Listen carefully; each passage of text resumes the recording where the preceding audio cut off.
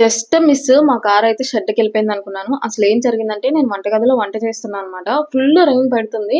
Rain పడుతున్నప్పుడు సడెన్‌గా డప్‌మని సౌండొచ్చి మంటలొచ్చేసాయి. మంటలొచ్చేస్తే నేను కరెంట్ పోల్ పడిపోయిందనుకున్నాను. ఎందుకంటే, ఇంట్లో కరెంట్ కూడా బ్లింక్ అవుతుంది.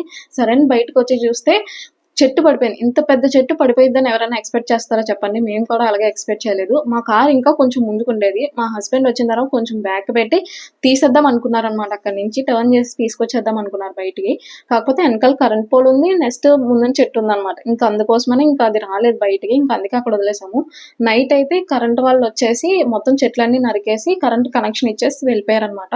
మార్నింగ్ జేసీబీ వాళ్ళొచ్చి చెట్టు మొత్తం చిన్న చిన్న పీసెస్‌గా కట్ చేసేసి తీసుకెళ్ళిపోయారు. నేనిచ్చే సజెషన్ ఏమన్నా ఉందంటే ప్లీజ్ దయచేసి మీకు గాని కారుంటే ఏ చెట్ల కింద పెట్టొద్దు. ఎందుకంటే డేస్ అన్నీ ఒకలా ఉండవు గదా!